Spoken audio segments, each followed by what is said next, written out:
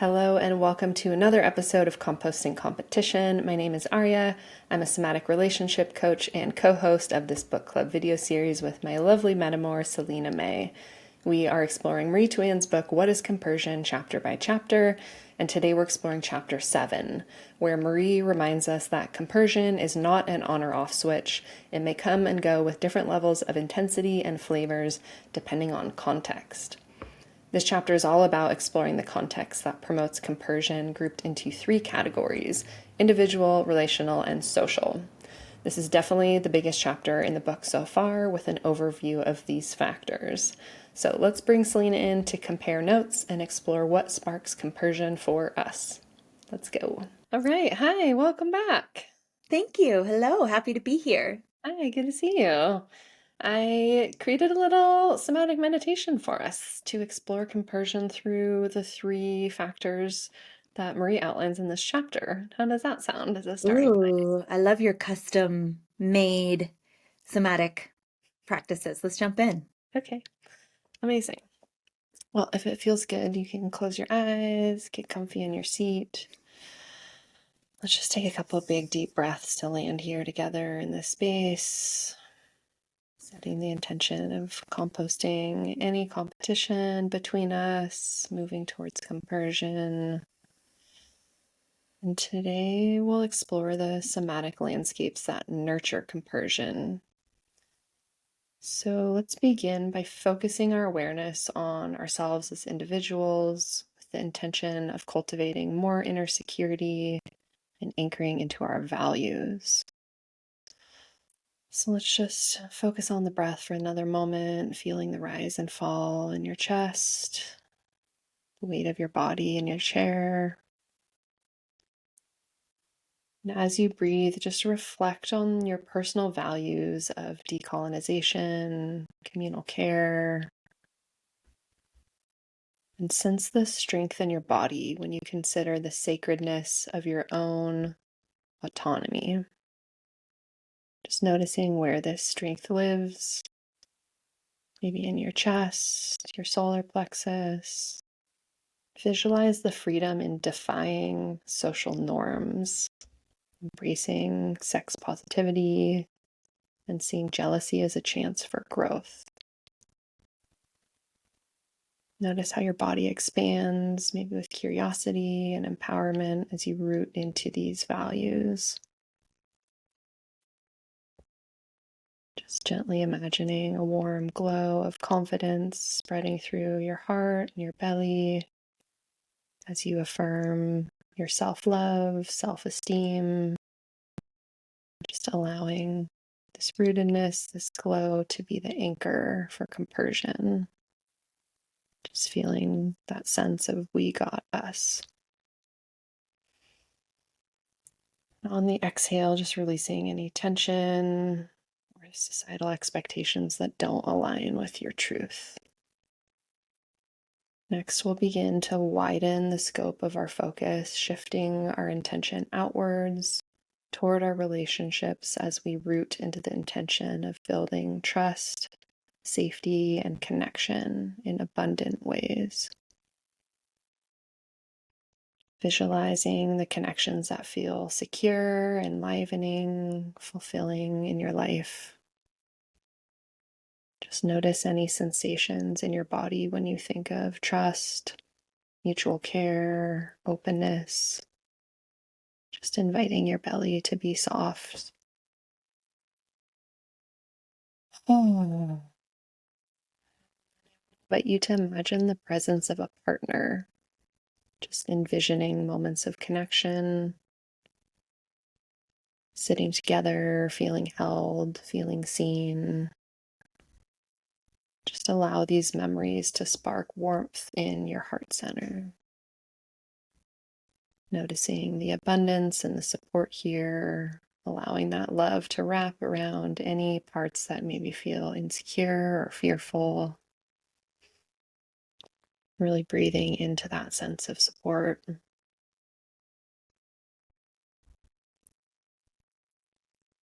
And just imagine your partner feeling joy, connection, with yourself and with others, widening our relationship ecosystem with transparency and reassurance, feeling gratitude when we move at the speed of trust, feeling secure knowing that our boundaries are respected. Let's take a big breath here. Big exhale as we finally expand our awareness to the larger social context. Imagining the threads of the wider polycule, other polyamorous friends, and a larger supportive community around you who love you, who share your values. Feel their support as warmth, encompassing and fortifying you with care. Picture yourself contributing to this community through connection, support, simply your loving presence. As we begin to close, take a deep inhale, breathing in the qualities of security, trust, care, community. Allowing these sensations to anchor in your body, releasing any tension or doubt on the exhale. Oh, just really imagining this love bubble with many layers all around you. When you're ready, you can gently wiggle your fingers and your toes. Take a little stretch. Slowly bringing your awareness back in.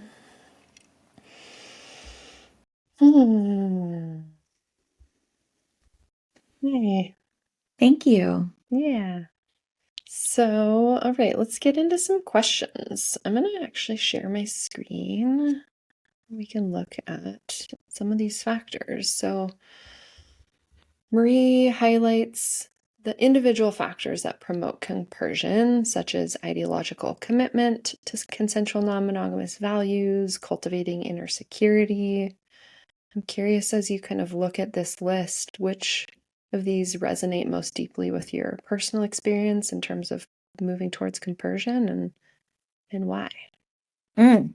Well, so many of them. I think that in the beginning, when Justin and I first started navigating and like opening up from a monogamous relationship to an open relationship, some of these felt more important than others, and I'd say like in our 10 years of navigating non-monogamy, there's different chapters where maybe some of these feel more important or just like at the center. I have always identified as polyamorous. I think Justin came to that as well. So I think we were very values aligned around being on the same page. Like it wasn't like anyone had to convince anyone that what was best. Although I did come to the relationship with a lot more trauma and a lot more need. So we were at different places and like paces and readiness to like dive in skill sets around self-regulation and communication and all of those things. So like, I think for myself, I love that kind of the practical part of it. I think for me, growing up with parents who were divorced, witnessing a lot of relationships that ended, like marriage, and I've seen many models of marriage where it's not till death do us part or forever.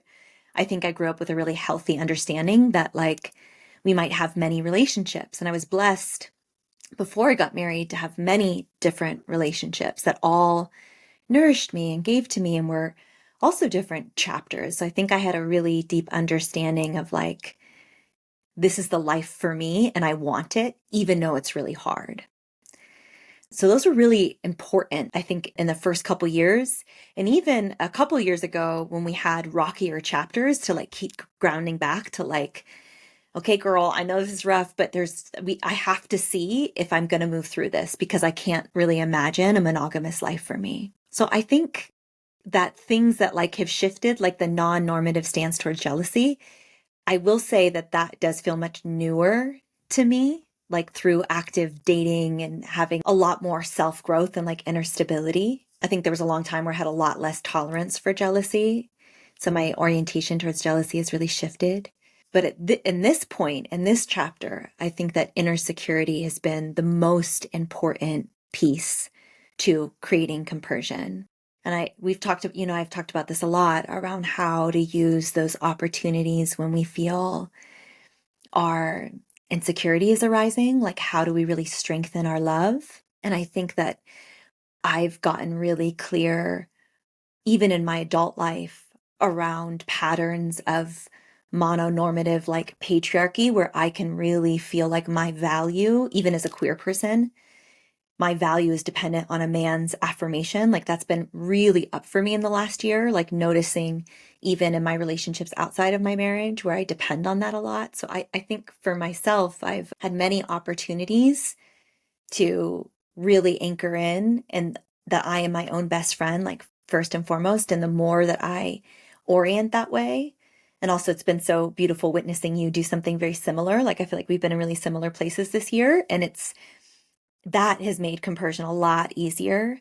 The more I've oriented around my inner stability, and the more inner stability I have, the easier it is. And there are factors that there's ways he can create conditions for me to have more inner stability and support that. But that's a little window. Yeah. Yeah, thanks for sharing. Yeah, I love Marie quotes Jessica Fern in this chapter that the relationship with self is the only relationship that's guaranteed Yes. forever. And I love that idea. I feel like so much of mononormative culture is so focused on relationship with other and kind of that like codependent model. And I feel like the more that we can unwind that and really feel like sovereign and stand on our own 2 feet Yes.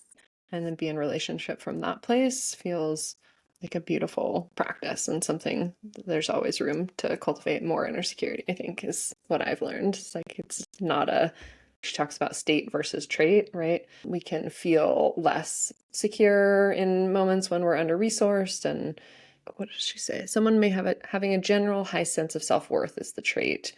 They may have more difficulty experiencing compersion when they're down, tired, or hungry, the state. Yeah. Yes. Like how can we work on building the trait so that even when we, go through the states of being under-resourced, hopefully we can still reorient towards the values that we want to bring forward. Yes. And when me and Justin are both under resourced, that's much harder, right? And I think where I like to bring my teacher brain and like strategy is like, how do we both create the conditions that are going to promote more just like security in our marriage and the container that's needed to be polyamorous? Mm-hmm. Yeah, totally. She quoted a participant in here that said, if we're tired, if we're overworked, there's not enough space in the psyche for compersion, which I've definitely heard you guys speak about in the past. Like, there's too many things going on. This is like not a time for newness. It's going to be hard to feel compersive. So let's like slow things down and just like bring more awareness to all of the other things that are happening in the ecosystem and try to balance that so it can feel sustainable. Absolutely. Yeah. And when I'm working less, it feels so much easier.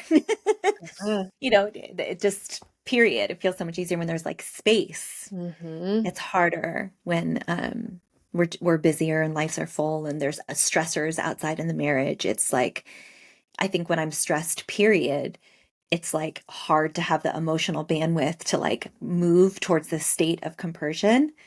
That's when, at least for me, it's like, okay, can I at least at baseline just like not be a bitch? Totally. That's the goal. We're just Totally. gonna not be a That's a lot. bitch. Yeah. Yeah. Right. To go back to her Marie's spectrum, right? It's like, can I be neutral, right? Maybe I'm not going to feel the compersion, but can I just try to, show up without the anger or the intensity that, yeah. Yeah. Yeah. Yeah. And I'm curious, just before we move on to the relational category, for like the ideological commitment, do you feel like pragmatism, like ethics and politics, any of that like line up as does that impact your experience of compersion? Yeah. I mean, I think that's sort of my, witnessing many different people cheating on each other in monogamous contexts, like both, in my much more unskillful early 20s, like having cheated on people myself, also having been cheated on and witnessing like how deeply harmful those experiences were and like really impactful both for me and the partners. Like I feel like I've been very clear in my 30s and onwards that I wanted to have a relationship that had a lot more transparency and that met the reality that many people are attracted to multiple people. And so for me, when it was hard, when I struggled with my insecurity or jealousy, I could really ground in the reality for me of like, well, I know that in a monogamous relationship, there's going to be attraction to other people. How are we going to navigate that? Either I'm going to do this skillfully with somebody who is saying yes to it, or I can imagine that I would encounter some infidelity. And like, I don't want to do that. Yeah. So I think for me, anchoring in that like very practical reality has been helpful. And I would say too, the pragmatism of like when I am dating somebody else and I want Justin to accommodate, there's a very like practical reality for me of grounding in like the more likely I support him, the more likely is he's to support me. And I think that's something that like really helps me as well. Yeah, I love that. I also in my 20s have a history of cheating on other people, and I think really realizing that there was an alternative was like, oh, yes, absolutely. Like I have not been good at monogamy. It's very clear to me that a single person can never meet all of my needs, and I feel like the more time I really get comfortable with polyamory as like an identity and a really essential part of who I am, how I move through the world, and advocating for people to realize they have choices, and also just creating spaces where we can experience pleasure and joy without shame is such a healing experience as well. Hmm. Yeah. Well, let's move on to the relational factors. I'll show you another slide. There are three factors that Marie identifies in relational category that promote compersion, each with many bullets under them. So we have relational security, connectedness, and trust, positive integration of partners' other relationships, and perception of benefits from partners' other relationships. And we explored the benefits in chapter 3, gratitude. But as you reflect on these factors and all of the detailed components under them, are there any that stand out as feeling most impactful in supporting your ability to experience compersion with partners and metamours? Yeah. Well, I do think these are all really important. So I think the relational security, connectedness, and trust for me as like someone who has disorganized attachment, as a trauma survivor, it's been very fundamental in like building a marriage where Justin and I could do this together. Positive integration of a partner's other relationships and the procession of benefits have been a little newer, but I think the relational security has really created that foundation. And, you know, I've shared this before, but when Justin and I first opened up, we were unskillful and rookies. So we like made a lot of mistakes and we had a lot less agreements and we kind of dove head in to like, let's try non-hierarchical polyamory and date with very little boundaries. I dove right in, and that was constantly taking me outside my window of tolerance. And then created a place where, because Justin had a lot more security and a lot less trigger, I always felt like I was trying to catch up to him in this way that just kind of created this unhealthy power dynamic. So I think we've really worked at going at the pace of the slower person, which has been hard for both of us. I think it has been hard for me to really accept that I have more need. And it's been painful sometimes to, even as much as I wanted to, not be able to show up with the compersion that would really make him happy or give him all the freedom that he would want.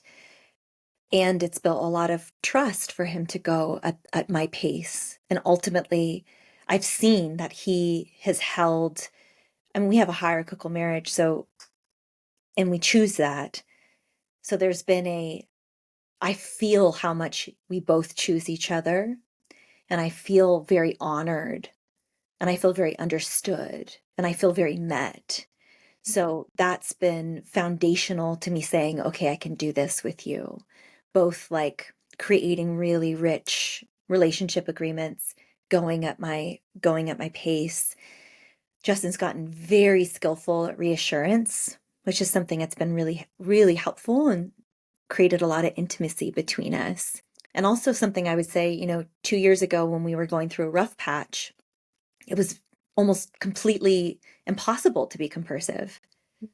and I've shared that before. It's like we didn't have that stability. I didn't know if, our relationship would survive. So I'm in a really different place now. This year, we finally did our late honeymoon. We've I'm making more money, and that's been able to give more resource for us to have even little tiny getaways. So there's things for a lot of our relationship that I was longing for, like more trips and celebrations. I've been on a grind for a lot of my adult life and work. And so finally having manifested those things, I feel so much more satiated. And it's a lot more easier to be like, we just had a romantic trip in Hawaii, or we, went to, we had even a staycation at home for 2 days. But I think that piece is really important to me feeling compersive, is when I feel really happy in my primary relationship. It's so much easier to feel generous. Totally. Yeah, that really stood out for me as well. Like when I feel like there's more than enough to go around, it is more easy to feel generous and be like, sure, go have a great time with other people. Yeah, I thought it was interesting that Marie included that there was a study with 255 individuals that showed that the desire to be close and closeness to one's metamour were two of the most powerful predictors of compersion. And we've talked about this before, but I think in that second bucket, it really emphasizes like the critical importance of metamour relationships to create the sense of emotional comfort and trust. And I feel like we've been experimenting with how that shifts things for both of us. And is also something that Bex and I have been working on, just like building more trust and sweetness between us. And I'm curious, as she kind of outlines in this table, like the highest compersion is when a metamour is perceived as high worthiness and low threat.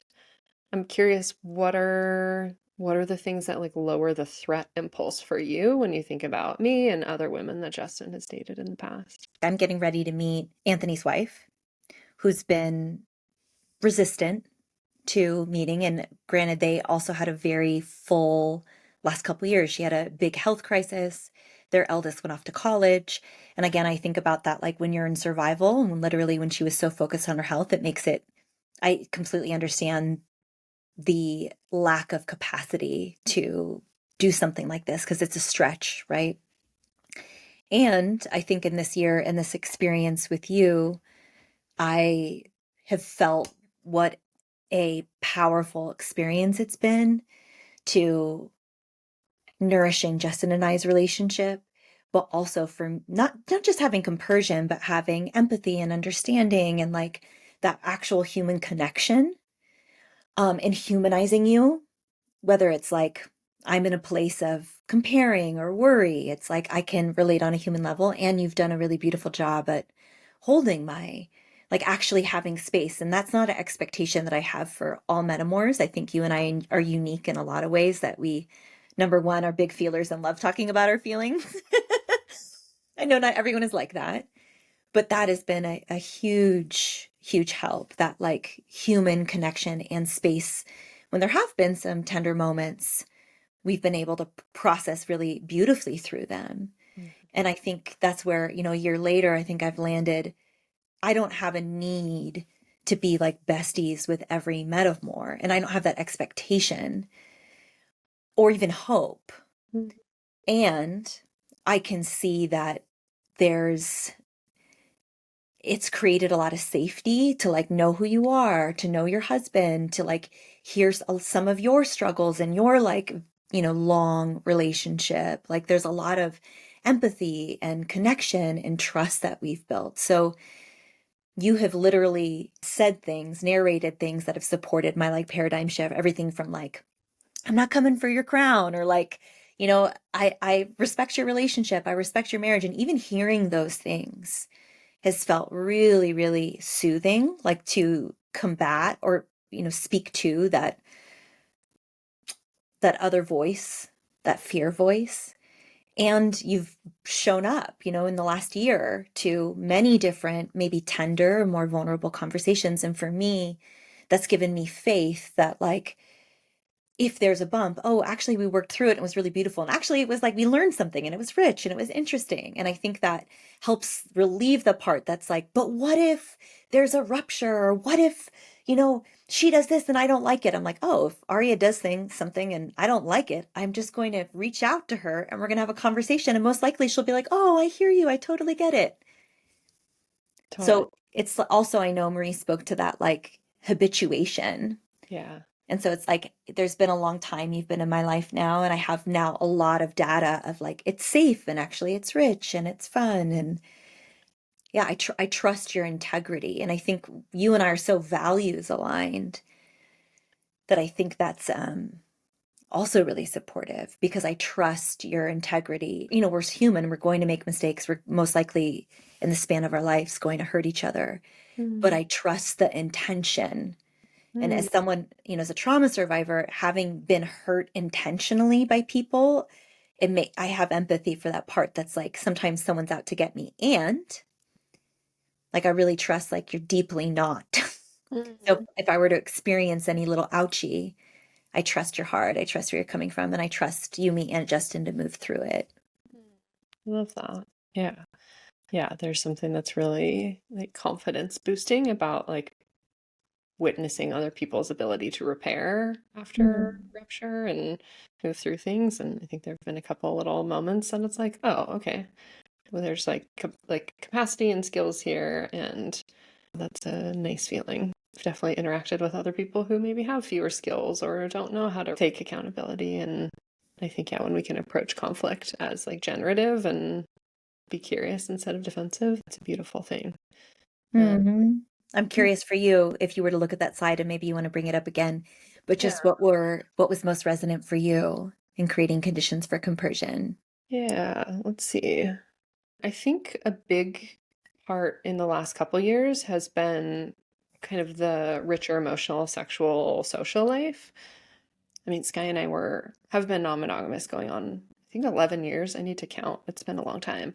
But it's like we were non-monogamous in New York and Los Angeles, and I think it wasn't until we moved to San Francisco that we really developed a community around this. And this, I guess, kind of gets to the social factor, which is the next slide. But I think really having, yeah, more people around us to share learnings and having metamours that have skills and can contribute, and I think has been one of the biggest ones. And when I think about like the relational security, connectedness, and trust, I also agree that that was like a foundational part, like building that trust with Sky. And I think now, like having really clear agreements around STIs and sexual health feels an important part for this phase. Like I very much identify as demisexual, and he's like a proud kinky slut, and really having like clarity around like how we're taking care of each other like allows me to feel safe knowing that we are approaching non-monogamy from very different perspectives and approaches, and the way we do things is different. Yeah, I hear that. And those agreements keep evolving. Yeah, period. Yeah, totally. Yeah, well, let's go to the next slide because I think I was kind of hinting at some of this. As you look at this list, the social factors that promote compersion, in what ways do you experience a sense of poly community belonging? And how have elements like pride and activism, social networks, media representation, literature, or even role models influence your ability to feel compersion? I think I have a lot of poly pride. And that's something in the same way that choosing not to have children, both of those things are it's been really important for me to be vocal about. And I think I highly value authenticity and expression and love to give people permission to be their full selves. So talking really openly about polyamory has been really important to me. And that I think in my family and my community over the last decade, I'm proud of the way that I think I've shaped a lot of their open-mindedness and their thinking. And especially for some of the younger folks in my life, giving more options beyond monogamy has been really important to me. Yeah. I think that when I think about you, I think you're much more like kitchen table hard. That was the word that came to mind. But like, you like pedal to the metal with your polyamorous life. And And I absolutely appreciate being around other poly couples. I have, I'd say, maybe 5 polyamorous friends. And when we get together, it's just like, because it is a really precious opportunity. It's like one of my favorite things to talk about in general, because I think I'm so fascinated by it. And it's so rich for me and I'm so passionate about it. But also, there are few spaces in our like mononormative lifestyle where I can talk really openly. So having like a few of those core relationships, and I think it's one of the reasons you and I connect so much, is because it's a gift to find somebody who feels is passionate about this. And, I think I have less, with as full as my life is, I think I have less of a desire or need to make space for like really deeper community integration around it. But I think if I had more space in my life, maybe I'd be like, okay, but it hasn't felt like a driving factor for me. And it seems like for you, it's been very different. Like the moment I met you, you're like, come hang out with our polycule and meet my husband. And then I was like, whoa. Come to this event. I'm hosting and I'm leading this workshop. You want to join? And here's this book club. I was like, oh, wow. Okay. Aria does poly hard. Probably. 2024, the year of going all in on polyamory. Yeah. Yeah, you caught me at an interesting moment. I think in the past it was kind of more like a subtle aspect of my identity. And I think as I've stepped into this role as a coach and facilitator, and really, I mean, I've always wanted to build community and have done that in all of my jobs and produced retreats and events. And so I think being able to really build community around a topic that I do feel so much passion around and really see a need for more inclusive spaces and places for people to connect about this, I think it's really become polyamory 24/7. And yeah, it's been such a beautiful experience to like host these monthly in-person gatherings in Oakland and see people come together and be like, wow, I've never shared the story out loud with anyone else, and like really seeing yeah, just the need for those parts of us that we often keep hidden to have a space to be seen and witnessed. And I think there's a lot of healing in that, and it Yes. really fills me up in a way. And yeah, for me, I mean, it really wasn't until we moved to the San Francisco Bay Area that I felt like, oh, there's other people practicing alternative ways of relating, and there's language here, and there's community and friends. And I think for the longest time, it was kind of me and Sky and, the people that we were sleeping with or dating mostly together in the early days. But otherwise, it felt pretty lonely. And Yeah. yeah, just received a lot of judgment and confusion from our monogamous friends. And really, in this moment, I look around and I would say 90% of our friends are probably non-monogamous, and it's a Wow. really interesting experience just to be like, oh, I'm in such a bubble here where it's like so normalized that I go to Montana to see my dad, or I go to Oregon to see my mom, and I realize, oh, we live in this really unique ecosystem that we've intentionally cultivated, and there is a lot of pride in that. And I loved this sentence. Marie writes that the idea that one could live outside normative realms and withstand social marginalization while also growing into a more generous and fulfilled version of themselves was a hero's journey of sorts for many participants, yielding deep pride, which in turn catalyzed compersion. And I really resonate with that idea of like, it has been a hero's journey in many ways. Like, there's been so many obstacles to being out and creating conditions where it feels safe to be polyamorous, and yeah, it has not been an easy journey, but so much growth. And now in this moment there's just so much gratitude and a feeling of really being fulfilled by building the community that I always wanted in my younger years. And you've done a beautiful job. I think that's one of your superpowers, is weaving community with a lot of invitation and generosity. And I think that's, I mean, it's vulnerable. Like I said, I think in this stage where building metamour relationship is newer to me, even after having been non-monogamous for so long, I think I'm trying to be very open-minded to where everybody might be in their desire and capacity to do it. Because I do think it's a very evocative relationship. And so just as much as, and this is something we've discussed somewhat, but it's like, I always describe spending time with you, it's very rich for me, which is like amazing, and it can be very evocative. Like things that you say can evoke curiosities and wonders about how you are dating Justin, or visuals or whatever it is, and like things I have to navigate. And so for me, I think, and where I am being in relationship to metamours, when I have more space, I can be like, ooh, this is interesting and like sexy and fun. And I have space to do it. But when I'm more stressed, it's hard because it's a newer thing still to navigate. And I think it's important. So I'm like really trying to balance and listen for like, what is that capacity do I have right now to show up for a metamour relationship? Yeah, and I've heard Justin say that his maybe ideal is more of like a parallel meta structure, or like a garden party where it's like maybe we hang out every once in a while, and I think, yeah, I feel like there's spaciousness for everyone to have their preferences and ways of relating. Like I'm gonna keep inviting you guys to things, and you can decide how often you want to show up and participate. But I think there's something nice about kind of having that like open door policy. Like you are both welcome here, and Sky is excited to like get to know both of you more in whatever capacity you have, spaciousness for. And I know it's been a really busy work season for you, so my hope is that we can all maybe have a little holiday party or time at the end of It's the so year. sweet. And I'm so touched by that. Yeah, and I think that that's something that you've had since day one with me, which I really appreciate, because I have my own wounds around belonging and inclusion. And it's been especially as a woman of color. And so it really touched me. There was a few things very early on you invited me to, and I was like very pleasantly surprised. And I was like, I don't know if I want to do that, or like feel like I have the bandwidth to like navigate the metamour dynamic, but I was really touched by just like this really open invitation. And I think that's another thing that helped when you talked about like non-threatening.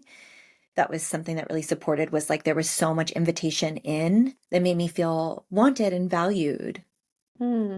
Yeah, Yeah. I love that. Yeah, I like spending time with you. Let's hang out.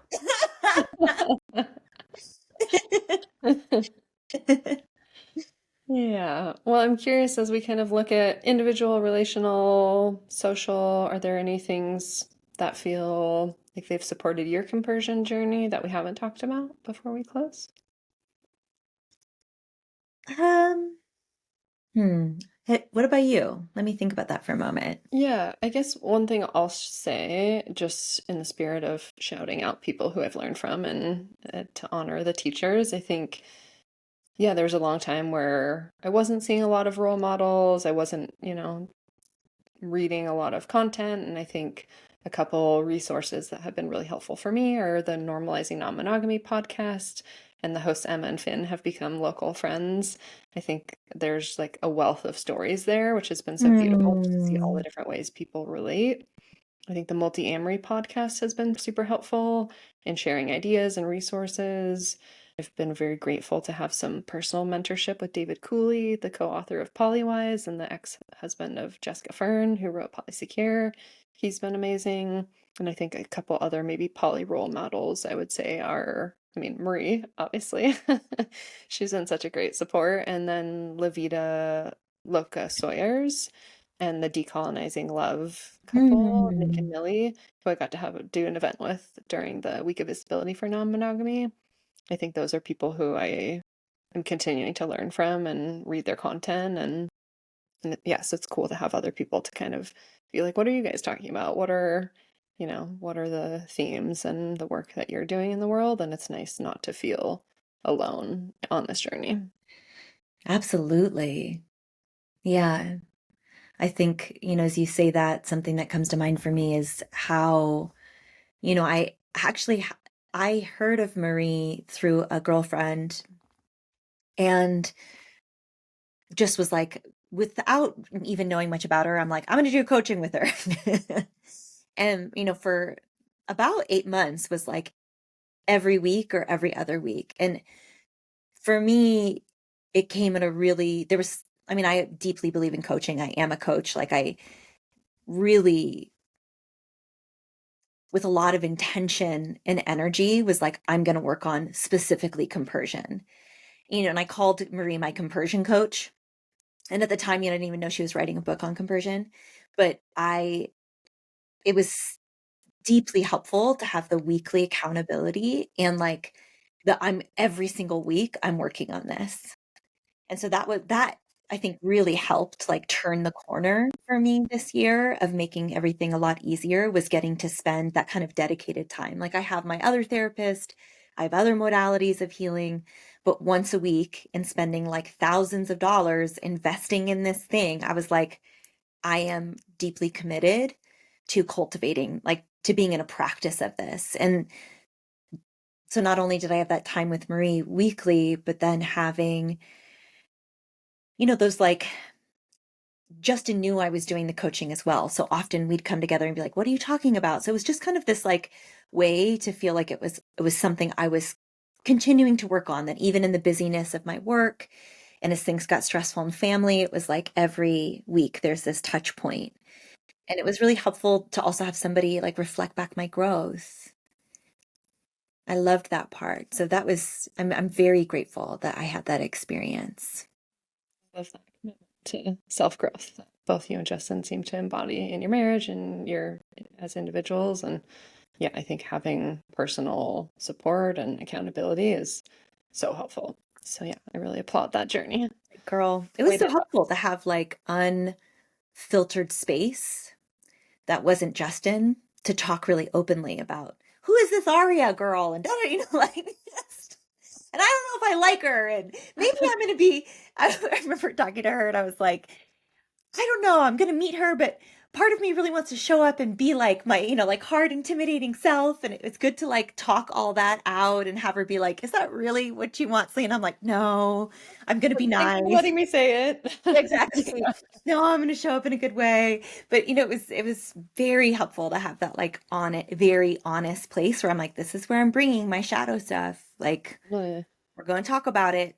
Yeah. I feel like having a safe person to show those shadowy parts of ourselves to can really be transformative. So yeah, I feel like you showed up so sweet. If you're looking for a coach, yeah, I was going to say Marie or Aria. Salina. Well, I love this conversation. I want to be respectful of time boundaries. Should we move to a little close here? Sure. Yeah. Okay, amazing. Well, if it feels good, maybe just close our eyes again. Take a couple deep breaths here. Let's just bring to mind all of those individual factors that make us feel secure in ourselves, confident, aligned in our values, showing up as our own best friend. Oh, let's just widen the scope of the focus, bringing to mind the partners and the metamours in this season. Gratitude for all of the rich benefits, all of the blessings and the learnings that come from being in connection with each other, holding space for each other's growth, for the mistakes that will inevitably happen, for the intention to do no harm. Really anchoring into that felt sense of care and compassion that exists between us. Oh. And finally, just widening the scope to anchor into the gratitude for the wider community, for the friends who are also on this journey with us, for the reminder that we are not alone, that we belong, that our relationship choices are valid. Can just imagine a big love bubble surrounding us and our relationships, partners, metamours, in the wider community. Just feeling that warmth and support. One big closing inhale. Nice big exhale. Feels good. You can take a little stretch, a little hug. Thanks so much for being here, darling. Thanks, love. This is so lovely. I appreciate you so much. Yeah, I appreciate you too. Thanks for showing up. We'll see you next time. See you next time.